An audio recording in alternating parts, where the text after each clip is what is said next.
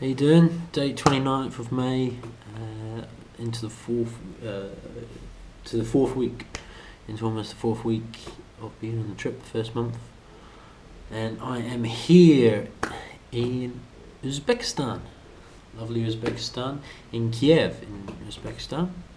So I had 3 days here, well, two and a half days here, rest in the lovely old town, city with the walls and the mosques, and it's just stunning, absolutely stunning. It's one of the Silk Road cities, where traders came through back in the day of camels, and yeah, it's really, really good. Stunning place. Went for a day tour guide, see all the quirks and learn a bit more about the history of the kings, and yeah, and poor these stands have just been raped through history, just numerous wars and everything. So it's yeah, and you definitely tell that now with the people. You're seeing, different looks. You're getting that Asian look. You got a bit of mix. A bit of Russian Asian look. You got a bit of Turkish there. So it's all, yeah, it's really starting to look. I mean, someone like me, basically white man, it sticks out in the crowd, and you definitely start to see that now. So getting a lot more Asian, it's just real. Yeah, this is Central Asia. It's fantastic. So last video diary was in Georgia. it's been a roller coaster of a ride. Let's just say that, to the least. It has been one hell of a week. It has had everything from borders to, well, I'll start off the Caspian Sea. So we went into Azerbaijan. Azerbaijan is beautiful, good country. Went onto the our lovely 5-star cruise, across the Caspian Sea to cross. It's an overnight ferry. It takes overnight, 12 hours, about 12 to 16 sailing time to Turkmenistan, to Turkmenbashi in Turkmenistan, and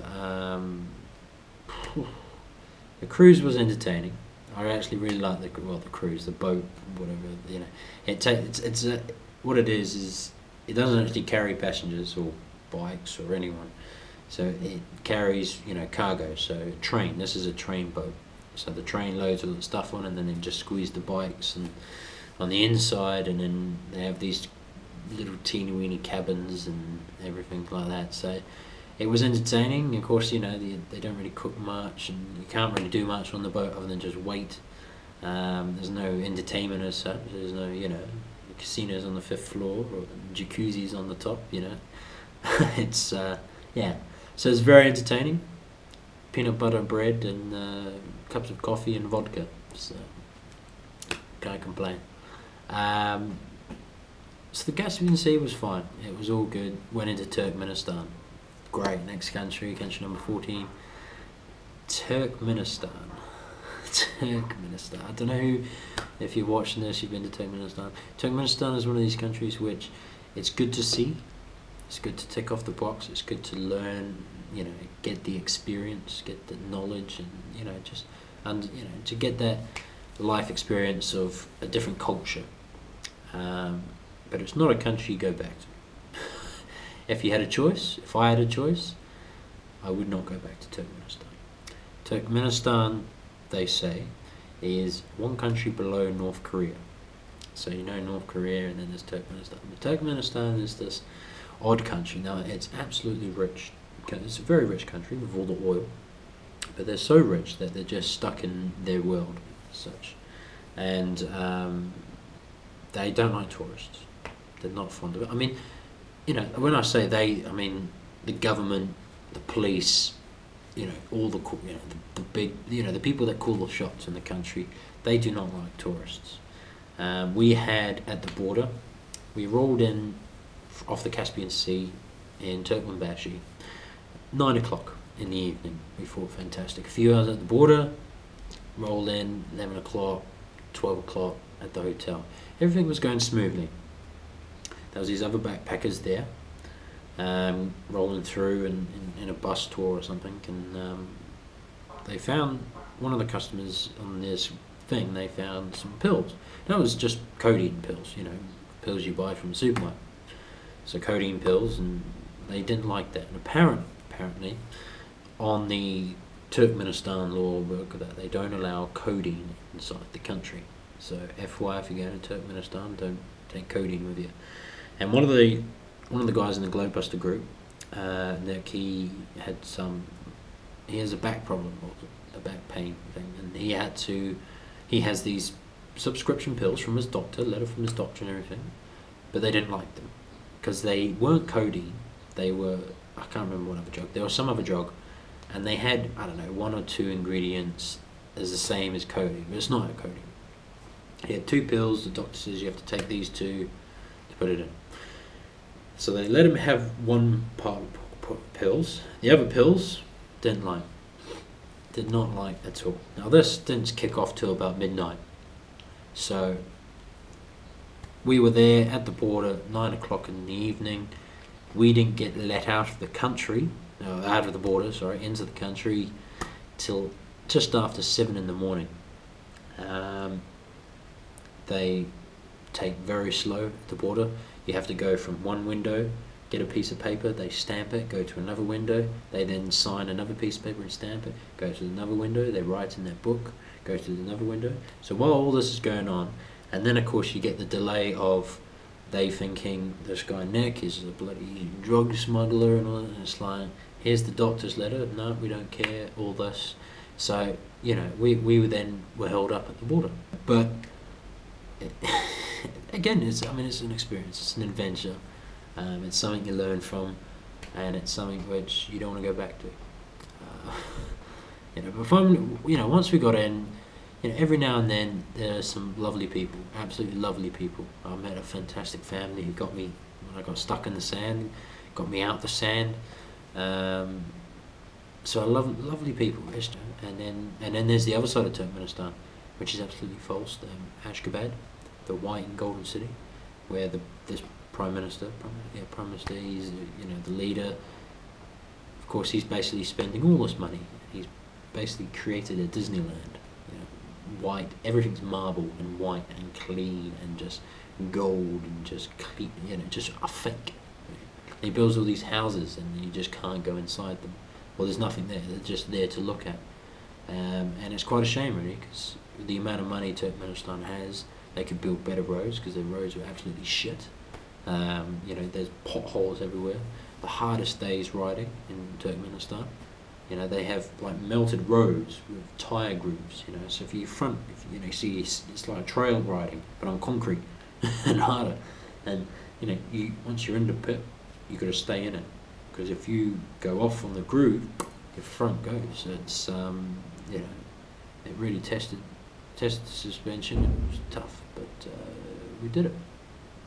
We got through it. What else?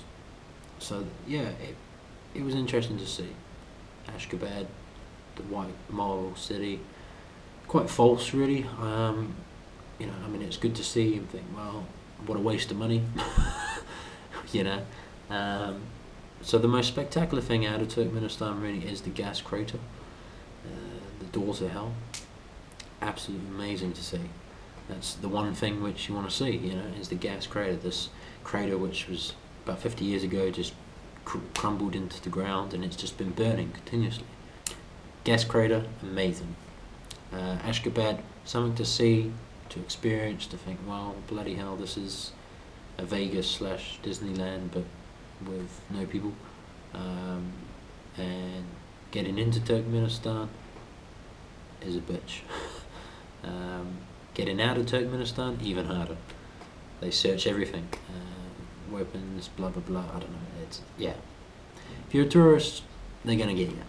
You just got to go by the system, you just got to relax, you got to smile, you just got to go through it, make them shake hands, have a bit of a laugh, just go with it. But yeah, so that was Turkmenistan.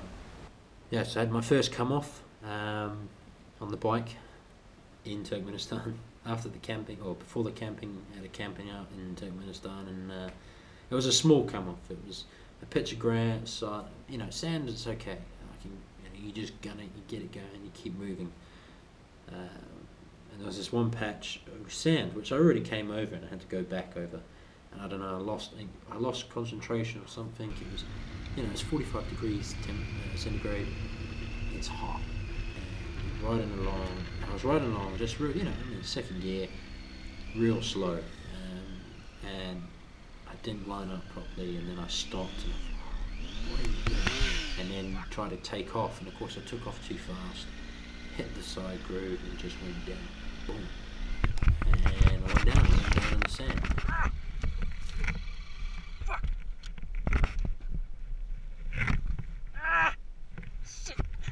No damage, no nothing. It was just went down. My foot was slightly trapped. Managed to get myself out and up and ready. But yeah, so first crash as well. Well, not crash. First fall in Turkmenistan. So it happens. It's bound to happen a couple more times. Hopefully, small ones like the sand one. So, but yeah, lack of concentration. I mean, it was 45 degrees. It was smoking hot. My water bag was heating up, so I had warm water to drink. I was knackered. I think I just remember losing concentration a little bit, and I didn't prepare myself for the sand pit. I sort of just, sweet. Oh, crap. Before I knew it, I'm down. But, yeah. First downfall. There we go. So yeah, eventful Turkmenistan. Bloody 10 hours or something at the border, experiencing their culture, getting stuck in the sand, falling in the sand, gas crater, and a friend the highlight was the gas crater and the family, which was super nice to me. And the father helped me out the sand, and then all the girls jumped on the bike and got photos, so it was really sweet, really sweet. So yeah, and now Uzbekistan, country number 15, rock on. It's all, now this is really nice. I mean, it was definitely a change coming into Uzbekistan. It's amazing, kids running from their house up to, they hear the bike and they're like, man, they're waving away, smiles, they don't seem to have much, and don't want to show it, like Turkmenistan, they have to show that they've got lots of money. But Uzbekistan, they don't care. And they're happy. You can tell that they're plodding along their day. They're taking water from fountains and all this, and they have less, but they got less to worry about. Which is amazing to see. It really is, and it's really nice. And seeing the old Silk Road cities is a real eye opener. These proper Silk Road cities, because I'm riding the bike across the Silk Road, and thousands of years ago people were on their camels going across the Silk Road. So yeah, all in all, it's been eventful, challenging, but there's more to come. Got Uzbekistan, then got Kazakhstan, and then there's China, Chinky China. So yeah, so keep following. Thank you for all the likes, thank you for all the follows and everything else, and I'm sure I will try my best to bring some more action footage as best as I can, and try not to fall off in the sand. So yes, I'm signing out, and check you guys later.